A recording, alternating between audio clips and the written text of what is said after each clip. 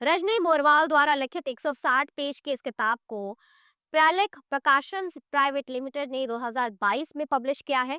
चौकन्नी स्त्रियां एक कहानी संग्रह है जिसमें 15 कहानियां हैं।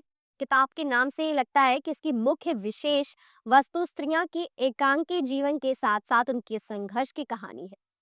इनमें 3 पीढ़ियों की स्त्रियों की कहानियां हैं। तो करेंगे किताब पर चर्चा, लेकिन उससे पहले अगर अभी तक आपने हमारा चैनल सब्सक्राइब नहीं किया है तो कर लीजिए और बेल आइकन भी दबा लीजिए। मैं हूं ओशी और आप देख रहे हैं बुकबाज।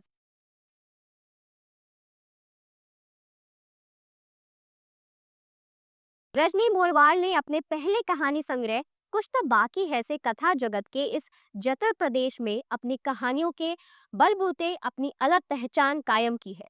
रजनी नेरवाल अपने 3 कहानी संग्रह और एक उपन्यास के जरिए हिंदी की कथा जगत में महत्वपूर्ण स्थान बना चुकी है। रजनी के यहाँ स्त्री विमर्श अन्य महिला रचनाकारों की तरह प्रमुखता से तो है ही सही, मगर वो सबसे जुदा अंदाज में है। इस किताब में भी लेखिका की भाषा शैली एकदम उच्च है। हिंदी के नए नए शब्दों के चयन से लेकर अंग्रेजी के शब्दों को देवनागरी लिपि में प्रयोग किया गया है। सभी कहानियों में विभिन्नता से नजर आती है, जो तरीके से सबसे महत्वपूर्ण होता है।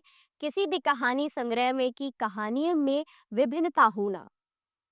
जीवन के कटु यथार्थ में संघर्ष करते महिला किरदार यहाँ पुरुष को लेकर चीखते चिल्लाते या गरियाते नजर नहीं आते, बल्कि अपने संघर्ष के बलबूते समानांतर कदम पाल करते हुए पुरुषों से बराबरी का हक मांगती रही साधिकार लेते हुए अपने को मजबूती से खड़ा रखते हैं। जैसा कि आजकल स्त्री विमर्श को लेकर जैसे ताबड़तोड़ तरीके से कहानियां गढ़ी जा रही है और उन कहानियों में पुरुष मात्र को बतौर खलनायक स्थापित किए जाने का बहुचलन जारी है। ऐसे में रजनी मोरवाल ने अपनी कहानियों के माध्यम से ये स्थापित किया, जीवन के प्रति सकारात्मक नजरिया ही आपको बराबरी का हक दिला सकती है। अगर बात करें किरदारों की तो नीमा जो बताती है कि कैसे औरतों की प्रजाति और उनके डीएनए में समाज पूरा प्रभाव रखता है और नीमा की कहानियों का स्वरूप बदलता जाता है।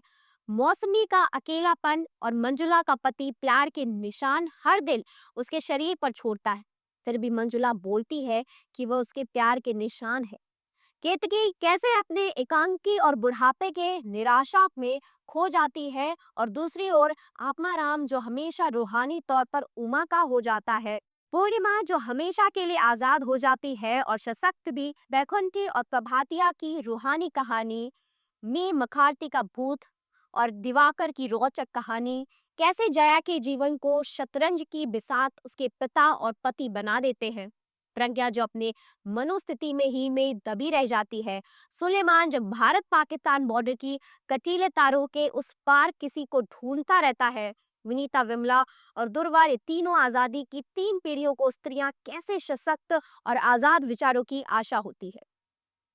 लेखिका की सारी कहानियों में एकाकीपन की कहानियां नजर आती है, जिसमें स्त्रियों को टेक ग्रांटेड समझ लिया जाता है और उन्हें पितृसत्तात्मक समाज के पूर्वाग्रह और सामाजिक समझौता से लेकर उन्हें केवल बपौती समझ लिया गया है। इस पर लेखिका बहुत सारे कटाक्ष भी करती है और बहुत तरीके से सामाजिक परंपराओं और तथा रीति रिवाजों को और संकीर्ण सोच को और समाज के दयन दर्जे को यक्ष प्रश्नों के सामने रखती है।